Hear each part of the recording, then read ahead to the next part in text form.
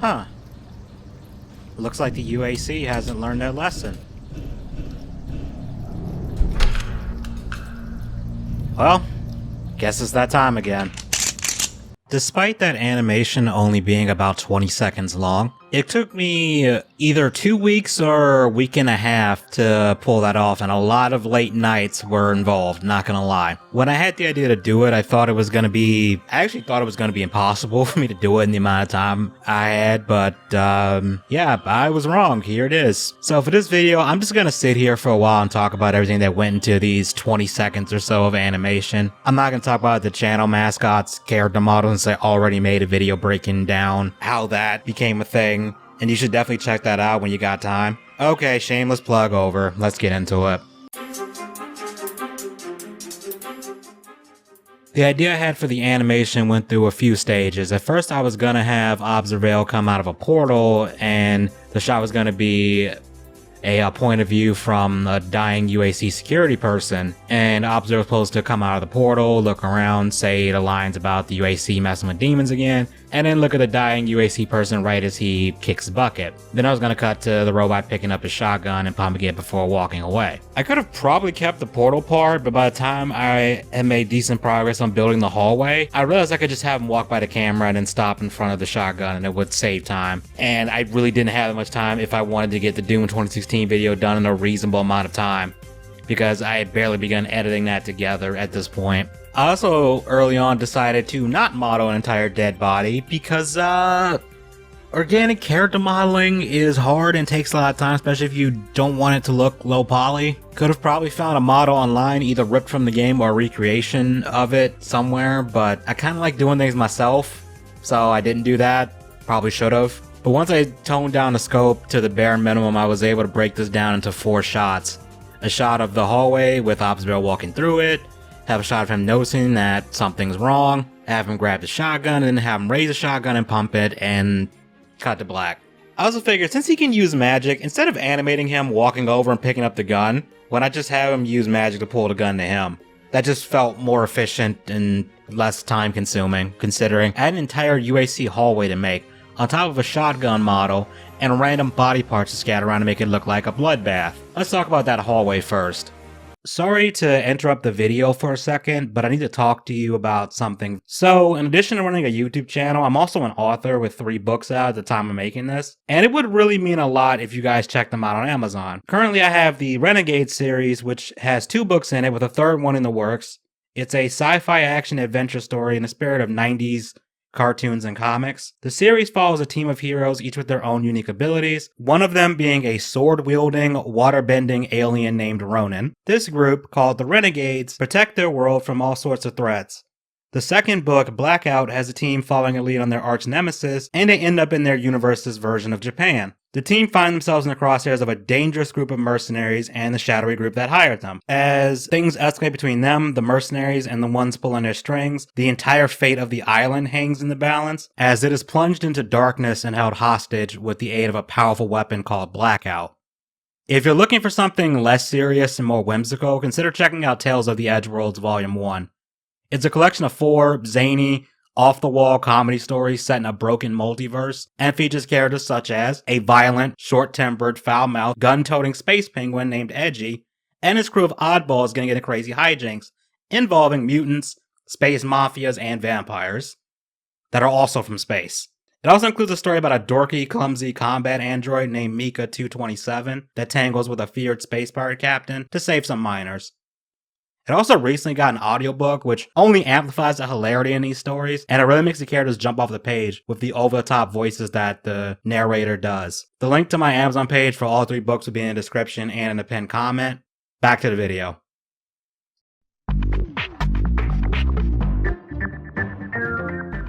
Again, I really need to start recording myself making things in Blender if I want to use them in videos so I could have a cool time lapse in the background. Oh well, I save in increments anyway, so I'll just cycle through some of them in the background so you can see the progress of it. originally I had plans to put in a door, but with the way the hall was shaped, trying to have a door in there was getting a little bit annoying to me, so I ended up changing it. The reason why I wanted the door in the first place was so I could cut off the hallways at the end so I didn't have to model that much of it. But then I just realized something. I could just make it an L-shaped hall and then not add any details on anything that's around the corner. So that's what I did. I was originally going to add some grates on the ground, but when I tried to make them, I couldn't get them to look right. I then went around extruding bits and cutting out parts of the floor and ceiling to try and make it look segmented and paneled, and I started adding in pipes. At one point I thought about adding small windows and then putting a Martian landscape outside, but I realized you probably wouldn't see it, and I didn't want the hallway to be too well lit because that means I'd have to toss in more details. And oh boy, I spent a long time detailing this thing, I'll tell you that. And the business, we call this foreshadowing.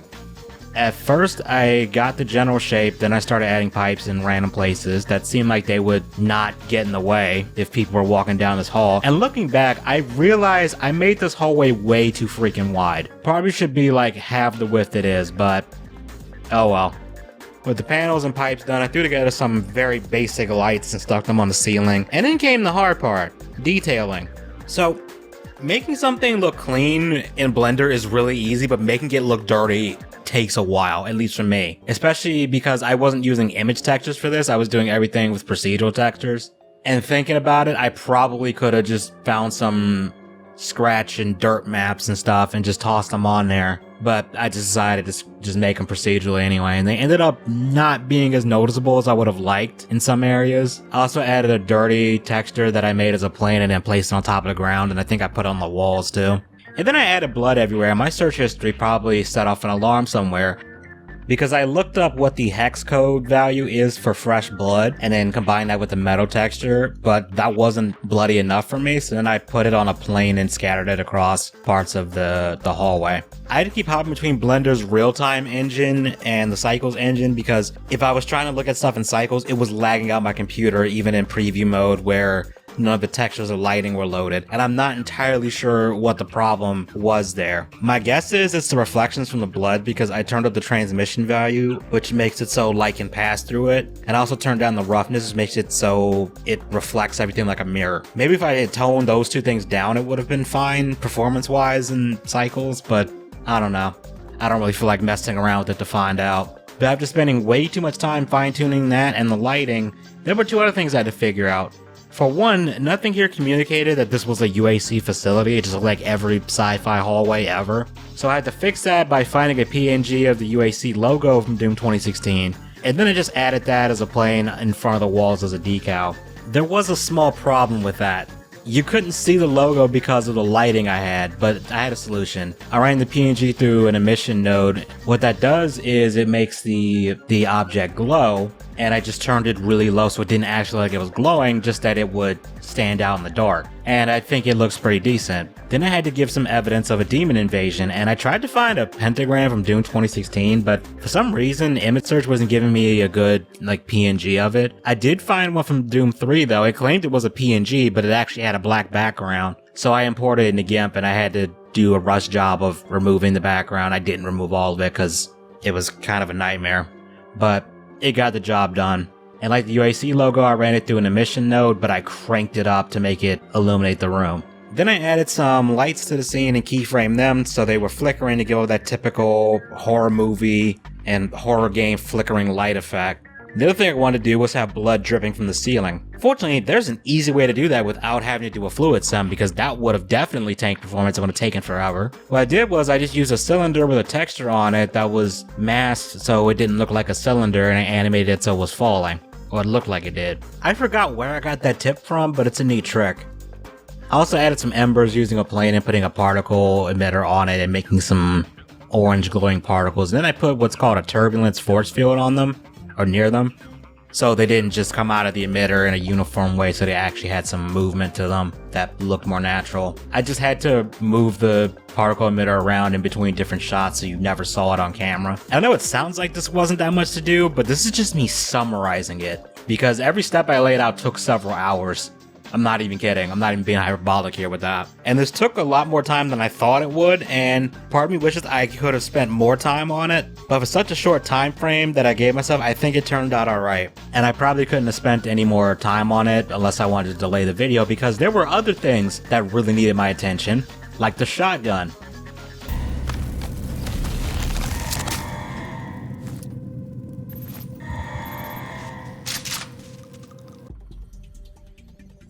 This was the thing that I was actually dreading the most, because I've never tried making the Doom 2016 shotgun before, and I wasn't confident that I could do it. Luckily, I found a good drawing of it with everything well lit, so I could see most of the details, and I used that as a reference. And I started blocking out the shapes of it using planes, and then for the mag tube and the rail for the pump, I just used cylinders for that. But the more I worked on this shotgun, the more something became obvious. This shotgun is fucking weird.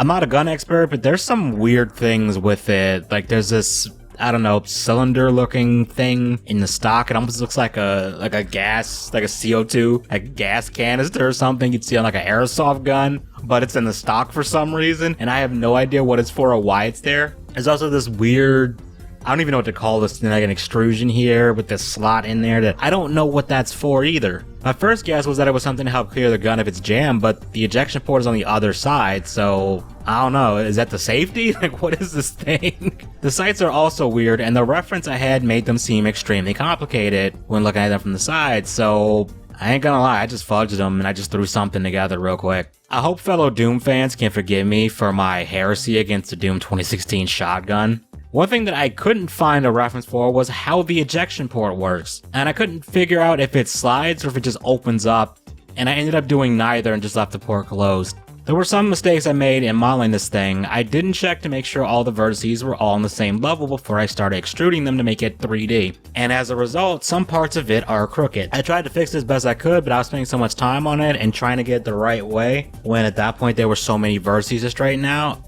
that I ended up having to just leave it after a while. But there was another problem with it, and I didn't notice it until I imported it into the scene with Observale. I'm not sure if it's the issue with his hands or the shotgun itself, but his fingers can't easily reach where the trigger should be, and his hand was constantly clipping through the gun, but for what I needed to do, it was fine. I'm just glad he was able to reach the pump without it looking awkward. Texturing this thing was a bit annoying since I decided that I would tell a story with the shotgun. The person it belonged to got snatched to a vent off screen, and something decided to take him apart like a Mr. Potato Head doll. And blood coated the gun, and it's just lying on the ground where he was standing a few minutes prior. Yeah, the previous owner of the shotgun was not having a good day. I spent a while trying to dirty it up, and I also added surface scratches so the gun looked like it had been through some shit. I added some green emissions for the sights, and at first I was worried I made them too bright, but then when I imported it into the hallway, it looked fine. There was one thing I somehow forgot to model until later, which was the spent shotgun shells. I just took a basic cylinder and extruded the bottom of it and added some stuff to try and mirror the parts of the actual base of the shell.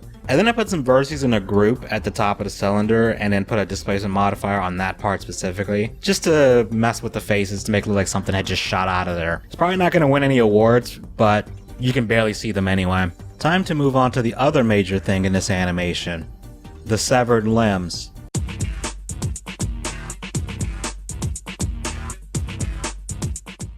Man, I am so glad I dropped the idea of creating a dead body in the short time frame I had, because this animation was already costing me an arm and a leg. Oh, brother, this guy stinks! Okay, I'll see myself out. I won't lie, I fudged these, and whoever's arm this is, I think they should have been tested for Arnold's because they look like they've been juicing. I don't think it helped them that much. I blitzed through the process because this wasn't going to be seen for very long, so this is probably the worst arm ever. I made an undersuit by duplicating some of the faces on the arm and extruding them, and then I put a different shader on them. And I repeated the process but just with the armor. Then I added more blood to them and messed up some of the faces on the arm so it looked like something had ripped it off. I then made the legs in a similar way. I blocked out the shape out of some subdivided cubes and then remeshed it so it was all one piece. And I didn't even bother modeling the feed. To not have my computer explode while trying to render all this stuff and the scene as a whole, I used a paid add-on to make copies of the limbs with less polygons. Then I duplicated the legs and started separating them out so we could have some diced up leg parts to sprinkle around. Then I placed them around the pentagram to try and tell a story that this poor guy got diced up and likely dragged through the vent. Now all that was left was the actual animation.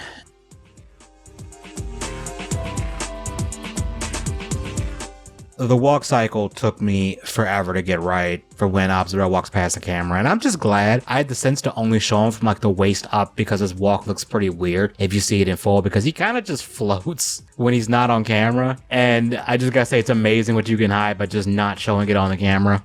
I also realized I animated his legs pretty weirdly, because I hadn't actually made a walk cycle for him at this point, so this was my first attempt at it. And notice I kept having his legs kick out too far, and it just looked weird, which I had to fix it in the next shot because I ended up doing it there, but then noticed it and tried to correct the problem. I also kept having his arms swing too much and I couldn't get them to look right, so I decided just to delete the animations for them. Looking back, I also think the feet match up with how he moves across the scene, but since the camera doesn't show his feet or his legs for this part, I think it's fine. I decided that instead of using the rig to manipulate the cape, I just used a cloth stem and put a wind field in front of it so the cape would move and billow behind him. And I probably could have spent more time tweaking that, because I don't really mess with cloth stems that much because most of the time I just don't need them. I decided to have the first scene focus on the UAC logo just to establish where we were. The next scene, I don't even know how much time I spent on it because I spent a lot of time trying to get that walk to look decent. Again, I couldn't get the arms to move right, so I just had him walk with his fist balled like he's mad, which, to be fair, given the circumstances and the lighting, him looking kind of mad just fit. I decided to have the face on at one point just to see what he looked like with it, and I decided to have it activate when he's looking down at the camera, just to have something extra going on. Originally, this had cloth physics on the cape too, but the cape kept clipping through both itself and through his body to the point where it looked like a hot mess, so I just deleted that and just had the cape hang behind him. The next scene was originally going to be actually two. One where he pulls a shotgun to himself, and the other being where he raises it and pumps it before saying the rest of the dialogue. But I thought, why not just combine them into one thing? So I did. And the hardest thing was getting the shotgun to fly into the hand in a way that looked decent, and then animate him catching it in a way that looked convincing. And there was a lot of fine tuning with this, and I don't even know how many hours I spent just tweaking stuff here and like doing test renders and then adjusting things and then doing test renders again. It was a tedious process, I'm not gonna lie. One of the things I wanted to do was have him recoil back some as if the gun was flying at him in high speeds, which I mean, it kind of is, but I wanted to convey that with how he was animated. To make animating the shotgun in his hands a little less annoying, I did a neat trick. There's actually a copy of the shotgun model that's invisible until the frame where he catches it. That one is actually parented to his hand, so it moves along with the hand, so I don't have to animate the shotgun separately. So what I did was I made it visible the minute the shotgun flies into his hand, and then made the one that was on the ground and was flying through the air invisible on the same frame, so it looks like nothing happened. And I was surprised by how seamless it looked. To make the gun look like it was being affected by magic before it gets pulled to the robot, I added some noise on some of the keyframes to cause it to shake. The magic effect is just a transparent sphere with glowing edges. I think I used a displacement modifier to warp the shape of it a little bit. And then I copied it and put it on the hand too. Then I just animated them growing and shrinking when I needed them to. The rest was pretty easy until I got to the shotgun pumping part. I had the forethought to actually program the pump part as shape keys that I could just toggle on and off to make it look like someone was pumping the gun. But getting the rest of the shotgun and Obzerel's arm to move in a way to make it look like it had some force behind it, that took a little bit. But eventually I got it to look okay. But last, and certainly not least, was the shotgun shell. I used a particle system and hid it inside the shotgun's ejection port, and I set it to a single frame and a single particle, and then messed around with the initial velocity so it looked like it was flying out of the gun, not just falling out. And then I set its rotation to dynamic to try and make it rotate so it didn't just fly out at the same angle and never change, because that wouldn't look right. And I'm not entirely sure if it actually rotates. It's hard to tell, especially with the motion blur on, which is fine because it kind of hides if it doesn't do that. There was a ton of tweaking to try and stop everything from looking too robotic, and looking back, there's a lot of places where this could have been improved. But again, I was trying to have this done so I could work on the Doom 2016 video and not end up taking like 3 weeks to get the video out. I didn't even bother putting the cloth stem back on the cape for this one because at this point, I just knew that that would probably be annoying to try and fix, so I just hand animated it to pull back when I needed it to. Onward to sound.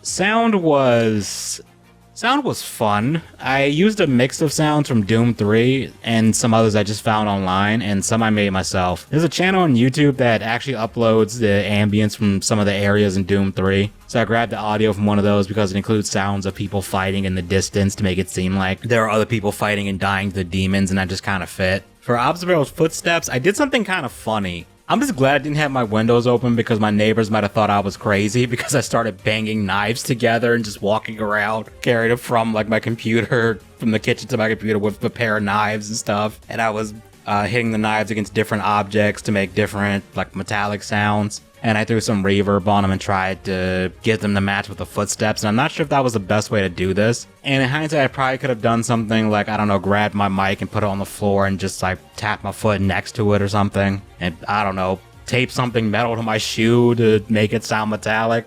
Look, I don't know anything about sound design, okay? I probably could have found some free sound library to make this easier on myself. But for some reason, a lot of those really want you to make accounts, and I just didn't feel like doing that. But for the blood dripping sound, I actually used my phone. I turned on the sink and placed a knife right against the faucet, and then I moved the blade around to try and get some variations in it, and I just recorded that for about a minute. And then I cleaned it up in Audacity and added some reverb on it and dropped it into my editing software. But the hardest part was the sound of the magic and the gun flying into his hand. And for the sound of the spell to pull the gun, I just used a vacuum and then piled on a bunch of effects on it. At one point, I took my belt and just kind of flicked it near the microphone to make a whooshing sound. It didn't sound great, but layered on with everything else, I don't think it mattered that much. For the sound where he catches a gun, that was a weird one, and I figured it out by accident. What I did was, at some point, I had the knife sitting on my desk, and I had pulled it off the desk, and it made this really weird noise. It had this like metallic like scrape to it. And I thought it sounded neat, so I did it again on purpose with the mic on, but I put more force behind it. And then I manipulated and I changed the pitch and speed of it, and I mixed in some reverb. And then I layered on some sounds of me fidgeting with an airsoft gun I have, and that was just me racking the slide and pulling out the magazine, just to make some vaguely gun fidgeting sounding noises. And then I threw some reverb on those and called it a day. The shotgun noises, I found that online a long time ago. I don't even remember where I got it from. But the hardest part was getting the footstep sounds to at least try to somewhat sync up with the actual footsteps. And it's definitely not perfect. And I could have done more with the sounds. Like I could have figured out or found a good like mechanical whining noise for his legs or something like that. But again, I did this in at most 2 weeks. And the fact it came out half as good as it did is surprising to me. At some point I'll have to learn better methods for sound design, but that's a future me's problem. So that's a brief rundown of everything that went into this animation. Not bad for a rush job, if I can toot my own horn here for a second. There are definitely some areas I could improve on, like I could have definitely used more samples in the render to make the final render less noisy than what it ended up being. But I didn't want this to take like 12 hours for every single part. And I definitely could have spent more time refining that walking animation. Not just the walking animation, just all the animations in general. Still learning how to use Blender and animate things, and for someone who is probably still considered an amateur at this stuff, gotta give myself a little bit of credit here. But the question is, will I do this again for the Doom 3 video?